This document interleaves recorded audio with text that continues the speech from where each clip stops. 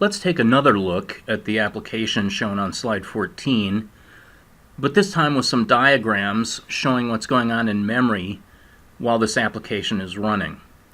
So we run the program, and the very first thing that happens, as shown here on the right-hand slide, is that the employee : next ID static data member is created in the static data area and initialized with 1. And in fact, that happens even before main gets called. Now, when main gets called, and the first thing that happens in main is that we create this local temporary employee variable named Alex on the stack, here's what we get. Alex is created in the stack. The 4 data members that Alex has access to are next ID, which is actually not locally contained within Alex. That is actually the static data member next ID, but the member functions for the employee class are able to use that member name next ID. ID is a const int initialized with 1, which was the original value of the employee : next ID static data member. Name is initialized with the string Alex. Rate is initialized with the double 57.25. Notice that after Alex's ID was initialized to 1, employee : next ID was incremented to 2. The second thing that happens in main is that Bob is created. The object Bob, with its data members, is created on the stack.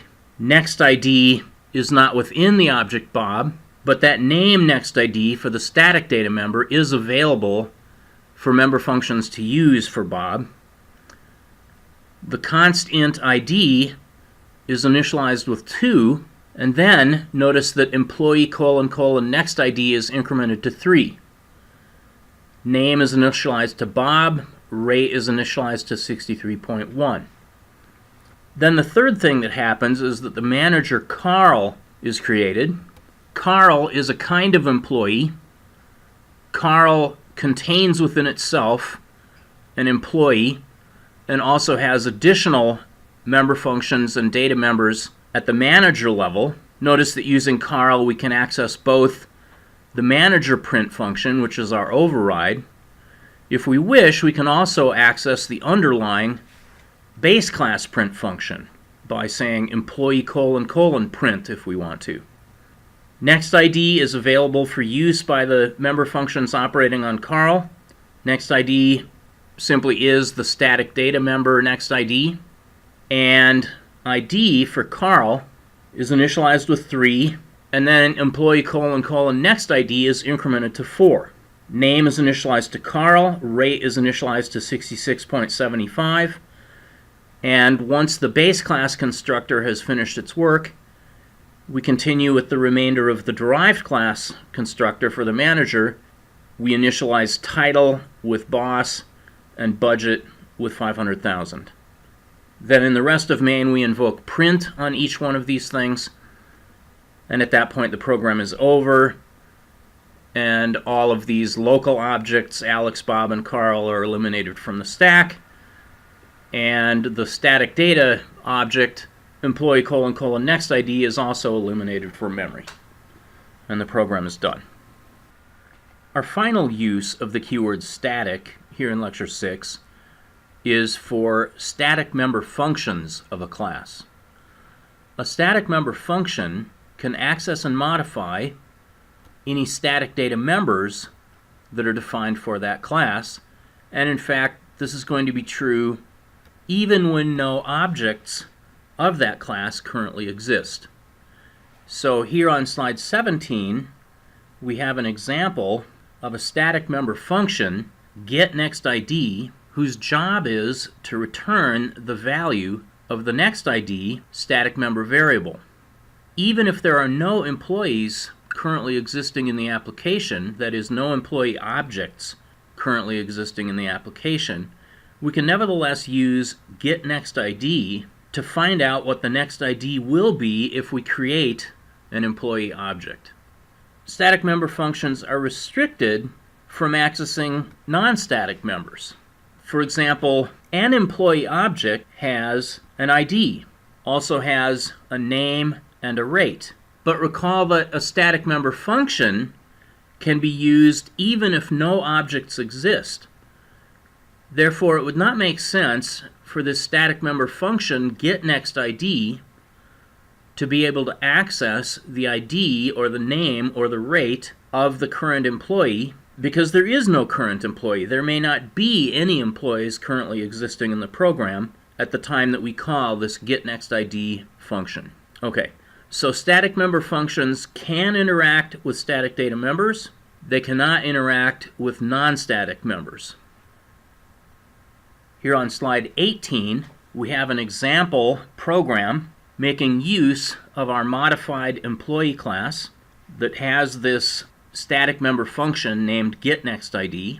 In this program on slide 18, when we run the program and main is called, as we know, that static int data member nextID is allocated in the static data area and initialized with 1 even before main is called. So when main is called, even though we don't have any individual employee objects existing at this point, I can invoke this static member function getNextID for the employee class by using the notation employee : getNextID. Okay, I don't need there to be a current employee object in order to invoke this getNextID function. And at this point, because no employees have been created yet, employee : getNextID will return to me a 1. 1 is the next ID number that will be assigned when we create an employee object. Okay, so let me show the output on slide 19. The first line of output says, next unique employee ID is 1. Then in main, we do create an employee object named Alex. Alex's ID is initialized with 1, and then the next ID static data member is post incremented to 2. When I print Alex, I'll see that Alex is employee number 1, name Alex, rate 57.25.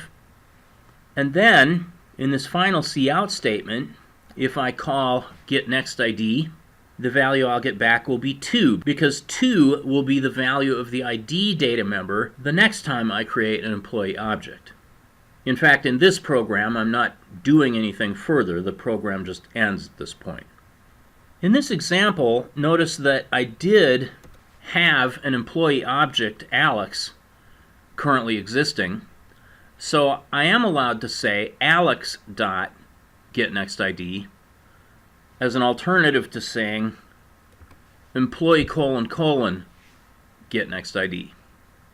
All right? So if you do have a current object like Alex sitting around, you can invoke a static member function on that current object, even though the static member function is not allowed to access any of the current object's non-static members.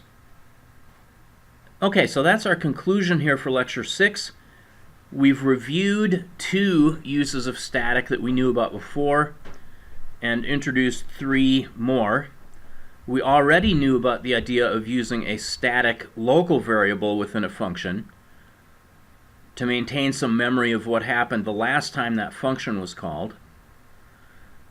We already knew about using a static global variable within a file to create what Strustrup calls a file local variable, or what I like to call a module variable.